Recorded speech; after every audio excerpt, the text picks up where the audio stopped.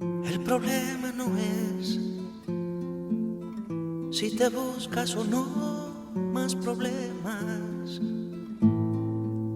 El problema no es ser capaz de volver a empezar. Vamos a desarrollar brevemente, introductoriamente, algunas ideas de la escuela estoica. La escuela estoica tomará el legado, el desafío de Sócrates y tratará de interpretar qué es esto de cuidarse a sí mismo a los otros, cómo alcanzar el bienestar, cómo hacer que la vida se cure del sufrimiento en el cual está rodeada y de ese modo acceder a un arte y vivir que sea positivo, que nos aproxime a aquello que pensamos como felicidad. No es de ocasión. El problema, Señor, sigue siendo sembrar amor. Por de pronto, este tipo de escuelas va a tener un discurso, es decir, un modo de sostener el modo de vida, pero un discurso que también requiera una decisión, un convencimiento de por qué se sostiene este modo de vida. Y por último, una serie de ejercicios para tratar de sostener y fortalecerse en ese modo de vida, en esa elección de vida. Por eso vamos a continuación tratar de ver en qué reside la elección De estoica. quien saca cuenta y recuenta y a su bolsillo suma lo que resta. Consiste por de pronto en constatar la situación trágica del ser humano, es decir, una experiencia donde no todo es optimismo, ni tampoco pesimismo, ¿sí? No es ni lo pésimo ni lo perfecto, sino una situación que pone en tensión vida y muerte, placer, sufrimiento, y que el ser humano está condicionado en ello. Y no depende de nosotros, de nuestras decisiones, el ser, por ejemplo, más o menos reconocidos por los demás, fuertes, saludables, ricos o pobres, o experimentar placer o evitar el sufrimiento. Es decir, que todo se nos va de nuestras manos. Sigo en estas ideas a Pierre Hadot en su libro ¿Qué es la filosofía antigua?, donde desarrolla la elección fundamental de los estoicos y nos hace pensar que si todo se nos escapa de nosotros, de nuestras manos, hay algo que empieza a tener sentido, que es la pregunta por esa palabra tan extraña que es el destino. Es controversial, de hecho estamos haciendo introducciones para en algún momento poder encontrarnos y repensar preguntas que puedan surgir de aquí. Todo se nos va de nuestras manos, entonces ¿qué depende de nosotros? Bueno, ponernos en esa situación, en aquello que depende de nosotros y lo que no depende de nosotros. Encontrar ese lugar que va a habilitar una libertad, una independencia, una invulnerabilidad y una cierta coherencia con nosotros mismos. Para eso vamos a tratar de comprender qué significa esto de que hay un destino. Los estoicos comprenden que el universo tiene una armonía. Hay un todo en el cual la cadena de causas y efectos tienen su lógica. La palabra logos está ligada a lógica y ligada a el modo en que el mundo se manifiesta, ¿sí? Está pensado como un solo ser vivo que concuerda consigo mismo y es coherente consigo mismo. En algún punto este mundo tiene una lógica, este cosmos tiene una lógica, tiene un orden, y ese orden es racional. Es algo muy extraño, nosotros somos contemporáneos y muchas veces nos permitimos pensar que el mundo no tiene razón o sentido. Para los griegos hay una razón en el todo, y habrá que ver en ese mundo orgánico, en ese mundo racional, cuál es la situación del ser humano para ubicarse. Dijimos que ese todo orgánico también es un todo orgánico en el cual tiene lugar la catástrofe, tiene lugar la muerte, tiene lugar el fracaso, tiene lugar las heridas, tiene lugar los desengaños, tiene lugar también la felicidad, tiene lugar el placer, el reconocimiento, el amor, la amistad.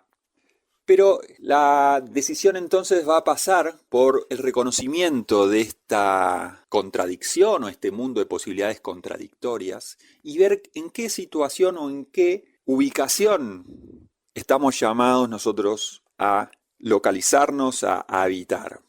Dice aquí, el mínimo acontecimiento implica toda la serie de las causas, el eslabonamiento de todos los acontecimientos antecedentes y por último todo el universo. Así pues, sin importar si el ser humano lo desea o no, las cosas suceden necesariamente como sucede.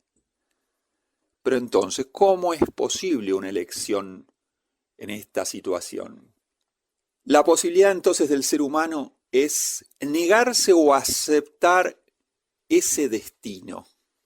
Dicho en palabras de Séneca, del estoico Cleantes, los destinos guían a quienes los aceptan, arrastran a quienes se les resiste. En efecto, la razón se incluye en el plan del mundo y utiliza para su éxito todas las resistencias, las oposiciones y los obstáculos. Ahora bien, ¿cuál es la posibilidad que tenemos de curarnos de nuestros sufrimientos?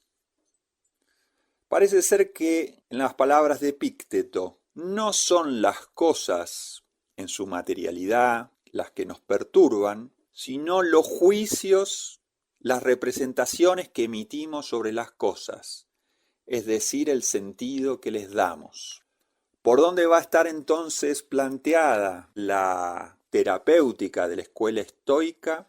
En la revisión de nuestro discurso interior, es decir, en lo que nosotros hoy contemporáneamente llamamos el modo en que nos relatamos, el modo en que nos representamos lo que está sucediendo, el modo en que nos engañamos en que lo que está sucediendo no debería suceder, en si le damos o no consentimiento a lo que está sucediendo o nos negamos a lo que está sucediendo. En este sentido es una escuela difícil de aceptar en su propuesta. ¿Por qué? Porque nos compromete a una revisión de nuestras representaciones. Vamos a ponerlo en un ejemplo. Si estoy en un mar abierto y he salido a pescar, ¿puede ser que junto con mis compañeros, compañeras, pueda sobrevenir una tormenta y amenazarnos de vida? Claro, a la razón de la armonía de las situaciones que pueden suceder en el mar, cabe que venga una tormenta y cabe que naufraguemos y cabe que muramos. Eso es como reflexiona el estoico. Entonces, ¿qué es lo que hace el estoico? Trata de armonizarse con esa posibilidad. Ese es el desafío del estoicismo. La posibilidad de aceptar incluso como deseado por el destino.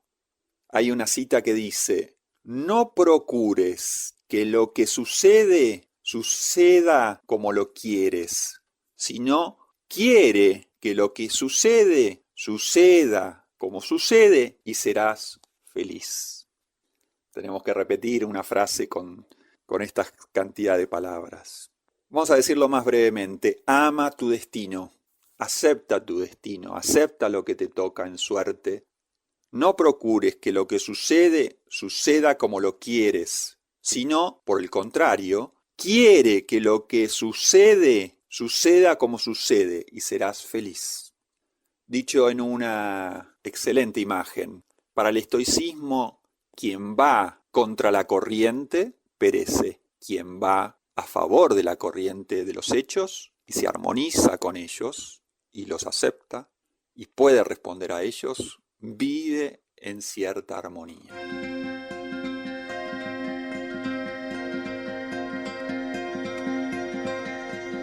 Claramente la revisión de nuestras representaciones, de qué nos toca o qué debería tocarnos, es el desafío de la terapéutica estoica. ¿Por qué me sucede a mí esto? ¿Por qué no le sucede al vecino? ¿Por qué le sucedió al vecino y por qué no a mí? Todo esto es el gran desafío de reflexión terapéutica al cual nos invita esta escuela estoica. La revisión de nuestros supuestos, de nuestras premisas, de nuestros discursos y de algún modo armonizarnos, aceptar la situación difícil en la cual estamos por el hecho de vivir en los territorios en los que estamos, con los gobiernos que estamos. Y esto vamos a dejarlo como inquietudes a debatir. Pero podríamos haber hecho diferente, podríamos haber prevenido, podría el Estado o el gobierno haber intervenido de tal o cual manera. Podríamos haber organizado las cosas de otro modo, así minimizáramos los riesgos, minimizáramos la destrucción. ¿Está en nuestro poder? ¿Qué está en nuestro poder y qué no está en nuestro poder? Tanto en retrospectiva como en perspectiva futura. ¿Qué podemos y qué no podemos? Trepando muros sube hacia el sol. Nada detiene el ciclo de este amor.